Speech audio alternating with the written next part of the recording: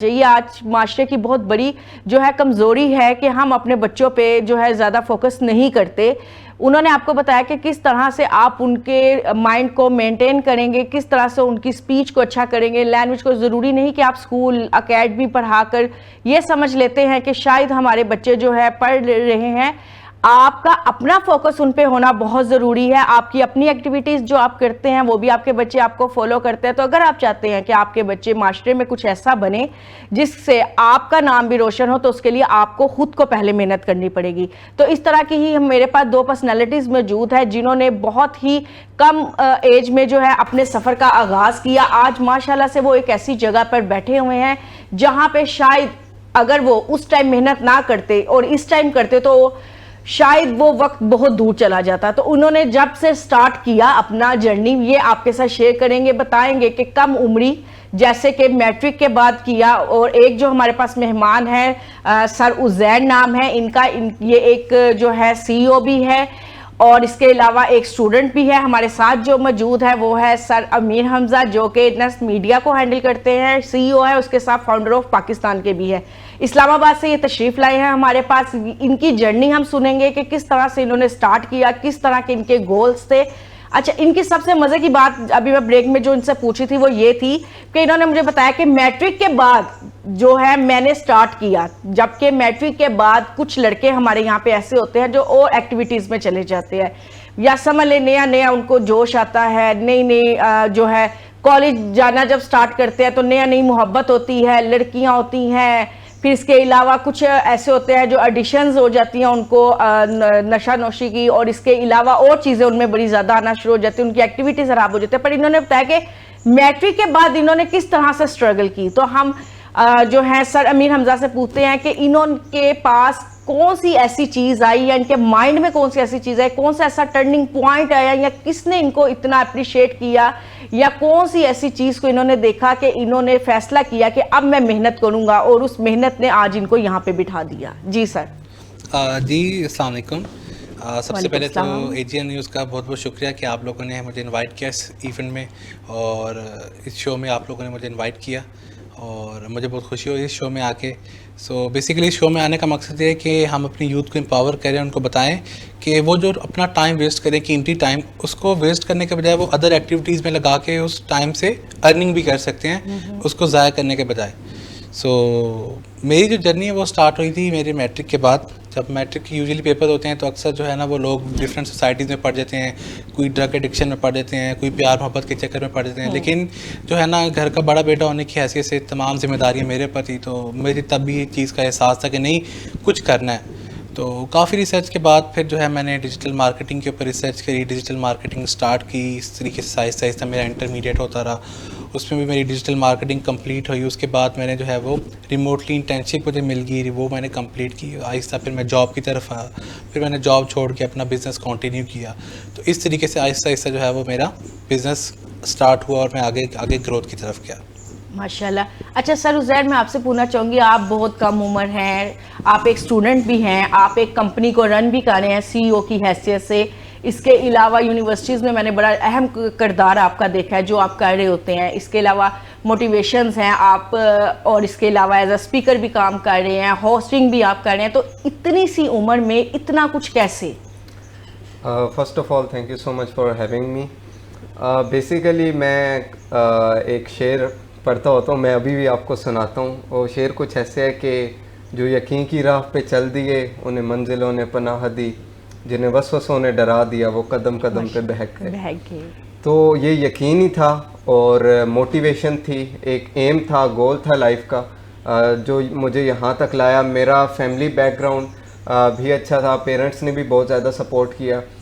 Computer science की field में आया तो ऐसा था कि बिल्कुल ही रेस के पीछे लग के मैं आ गया था। ऐसा कुछ नहीं था कि मुझे इस चीज़ का शौक़ था या ऐसा था। आज से पहले कभी मैंने कंप्यूटर साइंस नहीं पढ़ी थी, ना फैमिली का इस तरह का बैकग्राउंड था। इस्लामाबाद आने से पहले एरिया भी ऐसा था हमारा जहाँ पे इतनी सहूलियात भी नहीं थी। लेकिन फिर मैं यूनिवर्सिटी में आया तो मैंने इस चीज़ को रियलाइज़ किया कि जैसे सारे लोग चल रहे हैं उनसे थोड़ा हट के करना चाहिए। स्टार्टिंग से ही बिज़नेस का जो है वो माइंडसेट था, एम भी यही था कि अपना कुछ करना है, अब पाकिस्तान के लिए कुछ करना है। तो फिर मैंने जो है वो कहते हैं ना कि ठान ली कि अब कुछ अपना करना है।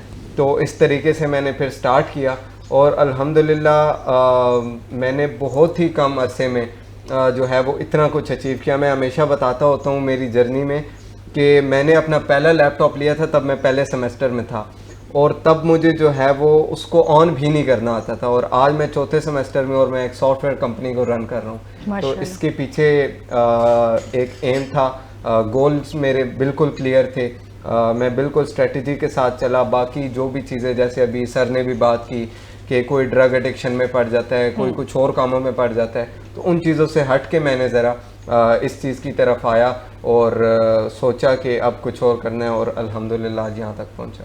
अच्छा सर, अमीन हमज़ा मैं आपसे मुखातिब होंगी। आप मुझे ये बताएं कि आज आप यूथ को देखते हैं, आजकल हमारी यूथ जो है बहुत कुछ करना चाहती है, उनका है माइंड कि मैं ये भी कर लूँ, मैं रात सोऊं सुबह को मैं ये बन जाऊं। ऐसे आप थोड़ा सा हमें ये बताएं, क्योंकि आपने जर्नी तब से स्टार्ट की ना मैट्रिक के बाद से, आप हमें थोड़ा सा ये बताएं कि हमारी यूथ को किस तरह के गोल्स होने चाहिए, उनको किस चीज़ में ज़्यादा अपने आप को इन्वॉल्व करना चाहिए। अच्छा, मैंने जो ओवरऑल अपनी जर्नी में चीज़ एक एक्सपीरियंस की, वो मैंने चीज़ ये देखी कि पाकिस्तान की यूथ के पास अल्हम्दुलिल्लाह बहुत ज़्यादा टैलेंट है और बहुत ज़्यादा टैलेंटेड लोग हैं पाकिस्तान में। दुनिया भर में पाकिस्तान का इस वजह से जाना जाता है कि इसमें बहुत टैलेंट मौजूद है। पाकिस्तान में आज मसला जो है वो रिसोर्स की कमी का नहीं, टैलेंट की कमी का नहीं, मसला जो है वो हमारी यूथ की गाइडेंस को गाइड करने वाला कोई नहीं है, गाइडलाइन देने वाला कोई नहीं है, उनको कोई सीधी राह पे चलाने वाला नहीं है, उनको बताने वाला नहीं है, इंक्यूबेशन देने वाला नहीं है कोई कि जो उनको बताए कि आपने ये नहीं करना, मेंटोरशिप प्रोवाइड करने वाला कोई नहीं है। तो अगर मैं समझता हूँ कि अगर हमारी यूथ को प्रॉपर एक अच्छी मेंटोरशिप प्रोवाइड की जाए तो यूथ हमारी और अच्छी जो है वो ग्रो करेगी। बेसिकली आज का नौजवान जो है वो अपना उसका कोई विजन नहीं है। जब बंदे का विजन नहीं होता तो वो ऊट पटांग हरकतों में पड़ता है। तब हम देख रहे होते हैं कि खुदकुशी का केस सामने आ गया, नौजवान ने खुदकुशी कर ली या ऐसे कर लिया, डिफरेंट हम न्यूज़ में देख रहे होते हैं। वो क्यों कर रहे होते हैं कि कोई एक विजन उनका सेट नहीं होता, उनको पता नहीं होता कि उन्होंने अपनी लाइफ में आगे जाके क्या करना है। बस ये उनको एक अपनी आपको तसल्ली देने वाली बात है कि जब आगे जाएंगे तब देखा जाएगा या करेंगे। तो मैं समझती हूँ कि अगर हमारी यूथ को प्रॉपर मेंटोरशिप प्रोवाइड की जाए तो हमारी यूथ जो है माशाल्लाह बहुत टैलेंटेड है और ये और अच्छा जो है परफॉर्म करेगी और ज़्यादा एंटरप्रेन्योर्स बनेंगे। क्योंकि जितने ज़्यादा एंटरप्रेन्योर्स बनेंगे उतनी ज़्यादा पाकिस्तान की इकॉनमी स्ट्रॉन्ग होगी और उतना ज़्यादा पाकिस्तान तरक्की करेगा। ये बात हकीकत है। अच्छा सर उज़ैर, आप मुझे ये बात बताएं, जैसा कि आप इस एज में हैं, आपके साथ जो होंगे, आपके कुलीग्स होंगे, आपके फ्रेंड्स होंगे, कभी ऐसा नहीं हुआ कि उन्होंने कहा यार कि इस कामों में तुम पड़ गए हो, इतनी मेहनत अभी से स्टार्ट कर दिया, फिर कभी सही, अभी बड़ा वक्त पर है, तो क्या आप उनको क्या कहते हैं? तो कभी ऐसा नहीं होता, हर बार ऐसा होता है। मेरे जितने दोस्त होते हैं वो सब यही कहते हैं। असल में पता है प्रॉब्लम क्या है, दोस्तों को छोड़ के भी ना आजकल हमारा माशरा ही ऐसा बन गया है, दोस्तों से हट के हमारे पेरेंट्स भी। मैं हमेशा ये बात कहता हूँ पेरेंट्स को, मेरे अल्हम्दुलिल्लाह पेरेंट्स बहुत सपोर्टिव रहे और उन्हीं की वजह से मैं आज यहाँ पे हूँ। जो मैंने काम किया उसमें सपोर्ट किया है। दोस्तों से हट के भी ना आज अगर कोई बच्चा, जैसे आप पहले मैम से बात कर रही थी कि 20 में से 18 नंबर लेता है तो सिर्फ अपना वो करने के लिए उस बच्चे को डिग्रेड कर देते हैं, तो ये चीज़ बिल्कुल नहीं होनी चाहिए। क्योंकि ये एक दफ़ा होता है, 2 दफ़ा होता है, 3 दफ़ा, फिर बच्चा जो है ना वो इस चीज़ को बहुत दिल पे ले लेता है, फिर वो मेहनत करना छोड़ देता है। वो कहता है कि अगर मैंने इतना ज़्यादा मेहनत की है, इतना ज़्यादा मैंने स्ट्रगल किया, उसके बाद मैंने ये अचीवमेंट ली है, लेकिन इससे भी अगर ये नहीं खुश, फिर मेरा मेहनत करने का क्या फ़ायदा। तो ऐसा होता है और बहुत बार होता है। लेकिन मैं भी उनको यही कहता हूँ कि आज अगर आप जो है थोड़ी मुश्किल करेंगे, थोड़ी ज़्यादा मेहनत कर लेंगे, थोड़ा लोगों से हट के जो है वो चलेंगे, तो आगे ही जाके आपको फ़ायदा होगा। यही लोग होते हैं। मैं आपको एक छोटी सी स्टोरी सुनाता हूँ। अभी मैंने कुछ स्टार्ट नहीं किया था, मैं यूनिवर्सिटी में नया गया था, तो वहाँ पे एक सेशन हुआ, तो वो मैम सेशन दे रही थी, बिज़नेस पे एक सेशन था, तो मैं सबसे अगली लाइन में बैठा हुआ था। मैम ने मुझे कहा कि बेटा ज़रा पीछे देखो कितने बच्चे बैठे हैं। मैंने पीछे मुड़ के देखा तो ऑलमोस्ट 80 to 100 बच्चे बैठे थे। तो मैम ने कहा मैं एंड पे एक बात बताऊंगी आपको। मैंने कहा ठीक है। वो सेशन एंड हुआ तो मैम ने कहा आप ज़रा पीछे मुड़ के देखो, तो हम सिर्फ 4 से 5 लोग रह गए थे। तो मैम ने कहा देखा है ये लोग होते हैं जो ट्रेंड के पीछे भागते हैं, थोड़ी सी मुश्किल आती है उनको सेशन बोरिंग लगा उठ के चले गए, लेकिन आप लोग यहाँ पे बैठे हो, आप लोगों ने इस टाइम को जो है वो अवेल किया। मुश्किल हुई थोड़ी सी, बाहर जाके खेलना ज़्यादा मज़े का काम था, सोशल मीडिया देखना ज़्यादा वो अट्रैक्टिव काम था, लेकिन आप लोगों ने इस चीज़ को जो है टाइम को यूटिलाइज़ किया। तो ऐसे बहुत से लोग होते हैं जो आपको डीमोटिवेट करते हैं, डिग्रेड करते हैं, हंसते हैं आप लोगों पे, लेकिन उन लोगों की बातों पे इतना ध्यान नहीं देना चाहिए। मैं भी बिल्कुल नहीं देता, बल्कि मैं क्रिटिसिज्म को एज अ मोटिवेशन लेता हूँ कि एक बंदे ने मुझे अगर क्रिटिसाइज़ किया है तो मुझे खुद रियलाइज़ होता है कि अच्छा मैं कुछ कर रहा हूँ तभी वो बंदा मुझे क्रिटिसाइज़ कर रहा है। तो इन चीज़ों से मैं बाकी जो देख रहे हैं तो मैं यही कहना चाहूँगा कि इन चीज़ों से कभी डिग्रेड नहीं होना चाहिए। अच्छा सर, मैं आपकी तरफ आती हूँ। मुझे आप एक बात बताएं, जैसा कि अभी इन्होंने सर उजैर ने आपको बताया कि डीमोटिवेट कर दिया जाता है, बहुत सारा कह दिया जाता है कि क्या ज़रूरत है, अभी अभी तुम्हारी इतनी एज नहीं है। तो आपकी ज़िंदगी में कभी ऐसा हुआ, किसी ने आपको ऐसे कहा, डीमोटिवेट किया ऐसे? जी, हर किसी की ज़िंदगी में कभी ना कभी ऐसे मोड़ आते हैं, ऐसे लोग ज़रूर आते हैं जो कि आपको क्रिटिसाइज़ करते हैं, आपको कहते हैं कि ये काम क्यों कर रही है, आपकी फील्ड नहीं है। मेरी ज़िंदगी में भी ऐसे लोग आए और बहुत सारे लोग आए जिन्होंने मुझे हर मोड़ के ऊपर कहा कि नहीं ये तुम्हारी फील्ड नहीं, ये तुम क्या कर रहे हो, ये कैसे कर रहे हो। लेकिन मेरे घर वालों की सपोर्ट थी, मेरी फैमिली की सपोर्ट थी, तो मुझे पता था कि मेरी माँ की दुआएं मेरे साथ हैं, मेरे वालिद की दुआएं मेरे साथ हैं। तो मुझे इस चीज़ का कभी भी नहीं हुआ कि जो लोग कह रहे हैं वो कहते रहे। मैं हमेशा यही सोचता था कि जो भी कह रहा है जो है वो कहता रहे, मैंने जो करना है वो मैं करके रहूँगा। और आज जब मैं इस मुकाम पे, तो वही लोग जो है वो मेरे से मिलते हैं और अच्छे तरीके से मिलते हैं और मुझसे जो है वो टाइम मांगते हैं कि आप हमें भी टाइम दें, आप हमारे पास भी आएँ, हमें बताएं कि जैसे आप अर्न करें हम हमारे बच्चे कैसे अर्न कर सकते हैं। और मुझसे फिर जो है वो कहते हैं कि आप हमारे बच्चों को भी ये चीज़ सिखाएं। तो मैं सबको यही मशवरा देना चाहूँगा कि कोई भी अगर आपको क्रिटिसाइज़ करता है तो उसको बिल्कुल उज़ैर साहब की तरह कि उसको जो है ना सर के ऊपर सवार ना करें। हर मोड़ के ऊपर ऐसे बंदे मौजूद होते हैं कि जो आपको क्रिटिसाइज़ करते हैं, लेकिन आप उनकी बातों में आने के बजाय अपने विजन को देखें, अपनी ग्रोथ को देखें कि आपके जितने मुखालिफ होंगे उतनी ज़्यादा आप सक्सेसफुल बनेंगे। तो ये चीज़ आपने हमेशा अपने माइंड में रखनी है। सर एक और यहाँ पे आप दोनों से मेरा सवाल है, यहाँ पे एक बड़ी चीज़ है कि बच्चे जो है ना मल्टीप्लाई चीज़ों में हैं, उनको समझ नहीं आ रही। आपको क्या लगता है, एक विज़न होना चाहिए, मल्टीप्लाई होना चाहिए, आपके अंदर कुछ करने का जज्बा क्या होना चाहिए, किस तरह से आप कामयाबी की तरफ जा सकते हैं? आप बताएं। देखें, जो इंसान का गोल होता है ना वो तो एक होना चाहिए। और मुझसे ज़्यादा लोग सवाल ये पूछते हैं कि कैसे पता चलेगा गोल क्या है। गोल आपका वो होता है कि जिसके बाद आप कुछ और सोच ना सके। लाइक किसी ने ये गोल किया, किसी का ये गोल है मैंने कंपनी बनानी है, तो खुद से पूछिए कि अच्छा उसके बाद क्या, उसके बाद अगर कुछ और आ रहा है तो वो उसका गोल है। पहले तो एक गोल क्लियर करें। जब आपका गोल एक क्लियर हो जाता है ना तो फिर आप सिर्फ उसी पे चलते हैं, आपको बाकी चीज़ें डाइवर्ट करती नहीं। जब आप उस एक क्लियर गोल पे चलते हैं, आप बहुत सी चीज़ों में तब पड़ जाते हैं जब आप जो है वो, एक तो आपका गोल क्लियर नहीं होता, दूसरा आप लोगों की बातों पे बहुत ज़्यादा ध्यान दे रहे होते हैं, क्योंकि कोई आपको क्या कहेगा, कोई आपको क्या कहेगा। आप हर फील्ड के बंदे से मिलते हैं, वो आपको अपना एक्सपीरियंस बताता है। तो ये चीज़ है। बाकी जहाँ तक ये कि इन चीज़ों में पढ़ना चाहिए तो या नहीं, तो इस पे हर बंदे का डिफरेंट पॉइंट ऑफ व्यू हो सकता है। लेकिन मैं ये कहता हूँ कि जहाँ पे आपको मौका मिल रहा है उस चीज़ को ट्राई ज़रूर करें। मे बी आपके अंदर कोई ऐसा हिडन टैलेंट हो जो उस चीज़ को करके आपके सामने आए और आपको पहले मालूम ही ना हो कि मेरे अंदर कौन सा ऐसा आपको पहले मालूम ही ना हो।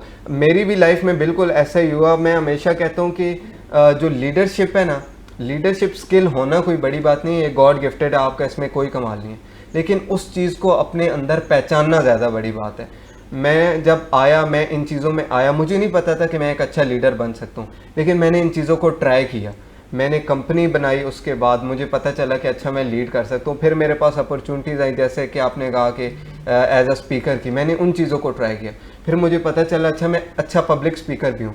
बहुत सी ऐसी चीज़ें भी आई कि जिनमें मैं गया लेकिन मुझे उन चीज़ों ने अट्रैक्ट नहीं किया। तो चीज़ों को ट्राई करना चाहिए, अपॉर्चुनिटीज़ को अवेल करना चाहिए, उनको मिस नहीं करना चाहिए, लेकिन आपका गोल क्लियर होना चाहिए और जो आपका मेन गोल है ज़्यादा फोकस आपको उस पर रहना चाहिए। शुक्रिया, बहुत शुक्रिया। अच्छा, गोल सेटिंग जो है वो एक बहुत इंपॉर्टेंट चीज़ है जो कि अगर आपकी ज़िंदगी में ना हो ना तो आप कुछ भी अचीव नहीं कर सकते, और इस चीज़ का आज के नौजवानों को बिल्कुल भी एहसास नहीं है। तो ये कि गोल सेटिंग एक ऐसी इंपॉर्टेंट चीज़ है जो कि होना ज़रूरी है। गोल सेटिंग के लिए ज़रूरी है कि आप एक चीज़ जो तय कर लें तो उसके ऊपर कंसिस्टेंट रहें, आप मल्टीपल चीज़ों में हाथ पैर ना मरें। आप किसी को देख रहे हैं कि कोई फ़लाँ सरकारी अफसर है, कोई फ़लाँ टिकटॉकर है, कोई ये जॉब कर रहा है, कोई वो कर रहा है, आप उसकी तरफ सब कुछ छोड़ के आप अपने माइंड को देखें, आप आप अपना इंटरेस्ट देखें, आपका इंटरेस्ट क्या कहता है, आपने खुद क्या बनना है। क्योंकि जब आप खुद इस चीज़ में इंटरेस्ट लेंगे जो आपने बनना होगा, ऑलरेडी अल्लाह भी आपकी मदद करेगा, आपके लिए आसानियाँ पैदा होंगी। तो गोल सेटिंग अपनी लाइफ में ज़रूर करें, और उसका आसान तरीका ये है कि छोटे छोटे गोल्स रखें।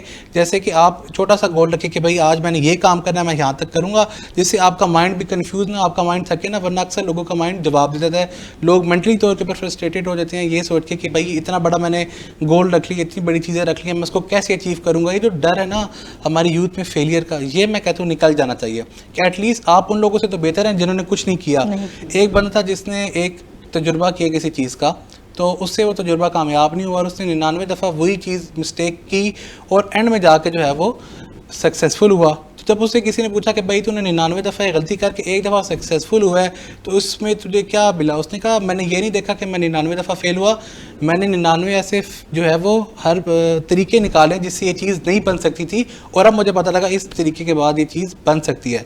तो ये चीज़ जो है ना, आपके फेल हो जाएंगे, गिर जाएंगे, आगे क्या बनेगा, ये चीज़ अपने माइंड से निकाल दें, और ये सोचें कि हाँ जो मैं सोच रहा हूँ, जो मैं करूँ वो होगा इंशाल्लाह। मैनिफेस्ट करें, ठीक है। जिस तरह मैनिफेस्ट करेंगे, जिस तरह आप अल्लाह से गुमान करेंगे, अल्लाह भी आपको वैसे ही नवाजता है। अल्लाह ताला आपको नवाजता है। अच्छा अमीन हमजा, ये तो आपके हो गई ना सारी बात। अब एक बात आप मुझे ये बताएं कि ज़िंदगी में कोई ऐसा इंसान जिसने आपको अट्रैक्ट किया हो, या कोई ऐसा इंसान जिससे आपको बड़ा लगाव हो, जिसको देख के आपको होता हो कि हाँ ये मेरे लिए सबसे अहम है ज़िंदगी का इंसान? मेरे लिए तो सबसे अहम मेरी वालदा ही हैं, और उनसे ही मेरा सबसे ज़्यादा लगा हुआ है। मैं आपको बताऊं कि मैं कभी भी कोई ऐसा पेपर नहीं दिया जब तक मैंने अपनी अम्मी को मुसल्ले के ऊपर ना बिठाया हो। और मैं जब भी पेपर देने जाता था, मैं अपनी अम्मी को कह के खसूसी जाता था कि अब मैं जा रहा हूँ पेपर देने, तो आपने मेरे लिए दुआ करी और मुसल्ले पे बैठे जब तक मैं पेपर दे के घर नहीं आता। और बल्कि एक दफ़ा मेरा बोर्ड का पेपर था 2nd ईयर का, और मैं एग्जामिनेशन हॉल के बाहर खड़े होकर घर फ़ोन कर रहा था, और 1-1.5 घंटा तकरीबन मुझे फ़ोन करते हुए हो गया। पहले मैंने अपनी मम्मा को फ़ोन किया, फिर मैंने अपने डैडी को फ़ोन किया कि मैंने कहा कि वो किसी से रब्ता हो। 1-1.5 घंटे के बाद जाके डैडी से रब्ता हुआ। मैंने कहा मम्मा को बोले मुसल्ले पे बैठ जाएं, फिर मैं एग्जामिनेशन हॉल के अंदर जाऊँगा। 1.5 घंटा तो ऑलरेडी गुजर चुका है, तो मेरा दिल ही नहीं मुतमईन हो रहा कि जब तक मेरी माँ मुसल्ले पे नहीं बैठती तो मैं कैसे जाके करूँगा। तो एक ये जो है मेरे में चीज़ है। तो उन्होंने कहा जी बेफिक्र हो जो। मैंने कहा यकीन ज्यादा काम करता है, यकीन मेरा बिल्कुल ज्यादा काम करता है। जो यकीन है वो आपको था, मेरी माँ अगर जानमाज पे बैठेगी और मेरे लिए दुआ करेगी तो ये काम मेरा हो जाएगा बिल्कुल। क्योंकि देखें अल्लाह ने ऐसे नहीं फरमाया कि जन्नत माँ के कदमों तले है। माँ का एक बहुत इंपॉर्टेंट रोल होता है आपकी ज़िंदगी में। कोई भी सक्सेसफुल जो पर्सन होता है उसके पीछे आप चेक करिएगा, उसकी माँ बाप की दुआएं लाजमी होती है। क्योंकि जो जिनको माँ बाप दुआएं देते हैं, अल्लाह उनको कभी भी जो है वो जो है वो कामयाब, अल्लाह उनको हमेशा कामयाब करता है। माँ बाप की दुआओं के साथ बंदा जो है वो कामयाब होता है, हमेशा फेल नहीं हो सकता ज़िंदगी में। ज़िंदगी का एक मैं समझती हूँ ऐसा पॉइंट है या ऐसी एक आपकी वर्थ है माँ बाप के, जिनके अच्छा शो का मकसद भी मेरा ये था लोगों तक पैगाम पहुंचाना कि माँ बाप आपकी ज़िंदगी में कितने ज़रूरी है। मैं बहुत सारे ऐसे लोगों को देखती हूँ कि वो मैंने ओल्ड होम्स में एक दफ़ा विजिट किया, वहाँ पे मैंने ऐसी ऐसी माएँ देखी जिनके बच्चे जो हैं डॉक्टर हैं, इंजीनियर हैं, बाहर रहते हैं, पर मसला क्या है कि उनकी बीवियों के साथ उनकी नहीं बनी, जिसकी वजह से उन्होंने अपने घर की फैमिलीज़ को डिस्टर्ब नहीं किया। तो इस शो के ज़रिए मैं ये पैगाम और हर गेस्ट से पूछना इसलिए मैंने ज़रूरी समझा कि लोगों को पता चले कि माँ बाप की क्या वैल्यू है, इनके बगैर कुछ नहीं है। मैंने अक्सर देखा है कि एक माँ या बाप अपने तमाम बच्चों की कफालत करता है, भूखा रहता है, उनको खिलाता है, लेकिन वही माँ बाप को जब आपकी ज़रूरत पड़ती है तो आपके लिए बहुत मुश्किल हो जाता है। वो कहता है 15 दिन आप इसके घर रहें, 15 दिन आप इसके, वो घर जिसको उसने खुद बनाया, वो घर जहाँ पे उसने अपने बच्चों की परवरिश की, वही घर उसका क्या होता है कि एक कमरे की, एक चारपाई की जगह नहीं रहती। तो मैं इस प्रोग्राम के जरिए उनको बताना चाहती हूँ कि माँ बाप जो हैं वो आपकी जिंदगी में एक ऐसा रोल अदा करते हैं जो आपको फर्श से अर्श तक पहुंचा देता है। नहीं तो आजमा के देखिएगा, इनकी स्टोरी सुनेगा। अब हम सर से पूछते हैं कि आपकी जिंदगी में कौन सा ऐसा इंसान है? मेरी ज़िंदगी में भी मेरे पेरेंट्स ही रहे हैं, और मेरा इस बात पे बिल्कुल जैसे कहते हैं ना कामिल यकीन है कि अगर आपके साथ पेरेंट्स की दुआएं नहीं हैं, आपके साथ टीचर्स की दुआएं नहीं हैं, आप कुछ भी नहीं है, नहीं कर सकते। आप पूरी ज़िंदगी मेहनत करते रहें, आप पहाड़ कूटते रहें बैठ के, आप उनकी दुआओं के बगैर कुछ भी नहीं है। और मैं हमेशा यही कहता हूँ कि जितना ज़्यादा हो सके ना अपने पेरेंट्स से, अपने टीचर से दुआएं लेनी चाहिए, क्योंकि जब आप अपने लिए दुआ करते हैं वो एक अलग बात है, लेकिन जब आपके लिए कोई दुआ करता है और वो भी आपके पेरेंट्स आपके लिए दुआ करें, जिनकी दुआ जो है वो सीधा अर्श पे जाती है, तो वो जो एक ऐसी चीज़ होती है जो कभी रद्द नहीं होती। तो मेरे लिए भी सबसे इम्पोर्टेंट मेरे पेरेंट्स ही हैं, मेरे माँ बाप हैं, जिनकी दुआओं की वजह से मैं यहाँ पे हूँ। उसके बाद मेरी टीचर्स हैं, जिनकी दुआओं की वजह से आज मैं यहाँ पे हूँ। अच्छा चलिए, अब हमारा एक और जो है सेगमेंट होगा जिसमें हम आपसे कुछ सवाल पूछेंगे। आपने मुझे बताना है कि आपको क्या पसंद है, चाय के कॉफ़ी? आप बताएं पहले। मुझे तो कॉफ़ी ज़्यादा पसंद है। कॉफ़ी ज़्यादा बेहतर रहती है चाय की निस्बत, क्योंकि बंदे को पूरा दिन एक्टिव रखती है और जो है वो अगर आप उसको यूज़ करते हैं तो आप ज़्यादा एनर्जेटिक रहते हैं चाय की जगह। अच्छा, ऐसा क्यों? ऐसा इसलिए कि चाय जो है वो कभी शुरू से आदत नहीं थी पीने की, हमेशा जो है वो कभी दूसरी चीज़ ही खाई पिए। तो कॉफ़ी जो है वो कितने कप पी लेते हैं? कॉफ़ी दिन में जो है वो 5 से 6 कप मैं इजीली पी लेता हूँ, क्योंकि रूटीन बन चुकी है एक डेली पी के। तो बस यही कहता है कि कॉफ़ी पीते रहें, जो है ना वो एक्टिव रहें। अच्छा, कॉफ़ी खुद भी बना लेते हैं आप? हाँ, ये खुद भी बना लेते हैं। अच्छा, कि घर वालों को तंग करते हैं? नहीं, अब तो बड़े हो गए, अब तो घर वालों को तंग नहीं करते, तो अब खुद ही जो है वो बना लेते हैं। अच्छा सर, आपको? मैं भी कॉफ़ी, आपको मैं बताऊं, आप कंप्यूटर साइंस के किसी भी स्टूडेंट से पूछेंगे उसको कॉफ़ी पसंद होगी, क्योंकि एक तो कॉफ़ी ज़रा ज़्यादा स्ट्रांग होती है वो, क्योंकि मैं अक्सर लेट नाइट जाग रहा होता हूँ, उसके लिए कॉफ़ी ही पीता हूँ, तो कॉफ़ी ज़्यादा पसंद है मुझे भी। अच्छा, आउटिंग के लिए क्या पसंद है? कहाँ पे ज़्यादा आप कंफर्टेबल हैं? कराची, इस्लामाबाद, लाहौर? आउटिंग के लिए तो मैं तो इस्लामाबाद में कंफर्टेबल रहता हूँ, क्योंकि ये है कि अपना बाकी शहरों की निस्बत एक तो इन्वायरमेंट काफ़ी साफ़ है इस्लामाबाद का, दूसरी कि जो है ना वो अपना शुरू से वहाँ के रहने वाले हैं, तो इस्लामाबाद जो है ना हमारा एक तरह से जो है वो दिल लगा। लाहौर आके मुझे काफ़ी अच्छा लगा, मैं काफ़ी अरसे के बाद आया हूँ, मैं कोई तकरीबन 10-11 सालों के बाद आया हूँ, और स्पेशली आपके शो के लिए आया हूँ लाहौर, तो मुझे आके बड़ा अच्छा लगा है। और मैंने काफ़ी सारी चीज़ें देखी हैं, जब मैं छोटा सा था, जब मैं आया था काफ़ी सारी चीज़ें तब नहीं थी, अब आया मैंने देखा है, और मुझे बहुत खुशी हुई कि लाहौर भी काफ़ी तेज़ी से तरक्की कर रहा है, काफ़ी ग्रो हो रहा है, काफ़ी अच्छे लगे लाहौर के लोग, काफ़ी जो है ना वो वेलकमिंग पर्सन हैं यहाँ के, तो आके जो है बहुत अच्छा लगा, बहुत खुशी हो रही है लाहौर आके मुझे। थैंक यू सर, आप बताएं सर। मैं तो स्टार्ट से इस्लामाबाद में रह रहा हूँ, तो वो चीज़ है कि उसको देख देख के अब जो है वो चप्पा चप्पा छान लिया इस्लामाबाद का। मैं ज़्यादा प्रेफर करता हूँ नॉर्दर्न वाली साइड पे जाने का, क्योंकि एक तो मुझे ट्रैवलिंग बहुत ज़्यादा पसंद है। मेरा जितना भी ज़रूरी काम हो, एक साइड पे ट्रैवलिंग हो, तो मैं ज़्यादा इसी को प्रेफर करता हूँ। नेचर में ज़्यादा टाइम गुजारता हूँ, क्योंकि आई थिंक कि नेचर एक ऐसी चीज़ है, अल्लाह की कुदरत है कि जो आपके माइंड को बहुत ज़्यादा रिलैक्स करती है और बहुत ज़्यादा ज़रूरी होती है। जो लोग ट्रैवल नहीं करते, वो एक कोट है ना कि life is like a book, those who don't travel read only one page. तो ट्रैवल करना चाहिए, और मैं तो ज़्यादा नॉर्दर्न वाली साइड को प्रेफर करता हूँ ट्रैवल के लिए। सर अच्छा, यहाँ मैं एक और बात करना चाहूँगी, जैसा कि आप लोगों ने अपनी स्ट्रगल का मुझे बताया, अपनी जर्नी मेरे साथ शेयर की। अच्छा, कुछ लोगों का कॉन्सेप्ट है, ख़ास तौर पे मैंने लाहौर में काफ़ी देखा है कि मदर्स और पेरेंट्स का ज़्यादा है कि अगर हमारा बच्चा आउट ऑफ कंट्री जाता है तो वहाँ पे जाके उसका स्कोप ज़्यादा है, जबकि लाहौर में नहीं है। तो मुझे थोड़ा सा ये क्लियर करें, और हमारी जो ऑडियंस है इनको भी, कि क्या पाकिस्तान में रहकर आप कुछ कर सकते हैं, या आप आउट ऑफ कंट्री जाके ही अपने स्कोप को, अपने गोल्स को हासिल कर सकते हैं? ये थोड़ा सा मुझे क्लियर करना है। देखिए, स्कोप और गोल्स को हासिल करने का एक ज़रिया आउट ऑफ कंट्री जाना नहीं है। Totally depends upon your mind set. ये एक बहुत ही गलत मिसकॉन्सेप्शन जो है वो बन गई है कि आप लोग बाहर जाएंगे तभी आप कामयाब हो सकते हैं। ठीक है, पाकिस्तान में कहीं ना कहीं इंफ्रास्ट्रक्चर की, इकोसिस्टम की कमी हमें देखने को मिलती है, और साथ उसके हमारा करिकुलम भी कुछ ऐसा है। ये चीज़ें हैं, इनसे हम जो है वो डिनाई नहीं कर सकते, क्योंकि हम इस नेशन में रह रहे हैं। जो गलत चीज़ें हों उनको भी करना चाहिए, लेकिन ये एक छोटी सी वजह है, ये उस चीज़ का वो नहीं है कि इसी की वजह से ये हो रहा है। हमें बताया ये जाता है, पेरेंट्स ये बताते हैं, रिलेटिव्स ये बताते हैं, फ्रेंड्स एंड फैमिलीज़ वाले ये बताते हैं कि आपको जो है बाहर जाएंगे तब, तो ये बिल्कुल गलत चीज़ है। पाकिस्तान में भी बहुत सारी ऐसी मिसालें मौजूद हैं कि जिन लोगों ने पाकिस्तान में रहकर, अभी आपके सामने पाकिस्तान का एक को फाउंडर है, उनकी कंपनी को जो है वो एलोन मस्क ने उनके स्टार्टअप में इंटरेस्ट शो किया है, तो पाकिस्तान के लिए एक बहुत प्राउड मोमेंट है। तो पाकिस्तान में रह के भी सारी चीज़ें ये जो है वो हो सकती हैं। हाँ, थोड़ा सा एक गैप आ जाता है, लेकिन उस गैप को भी हम ही ने फिल करना है, कोई और बाहर से नहीं आएगा कि जो उस गैप को फिल करेगा। और यूथ का भी आजकल थोड़ा सा वो इशू चल रहा है, उनका एक माइंडसेट नहीं है, वो दूसरी चीज़ों की तरफ ज़्यादा हैं। अभी कल ही मैं इस्लामाबाद में मौजूद था, तो जनरल असम्बली के एक स्पीकर हैं, उनसे मेरी बात हो रही थी, तो हम यही डिस्कस कर रहे थे कि अर्ली 2000 में देखें, अर्ली 90s में देखें, या जब से जो है वो इंसानियत शुरू हुई है तब से मीडियोकर भी रहे हैं, एक्सीलेंस भी रही है, हर किस्म के लोग रहे हैं। लेकिन अभी का एरा अनफॉर्चुनेटली ऐसा है कि एक्सीलेंस जो है वो ख़त्म होती जा रही है।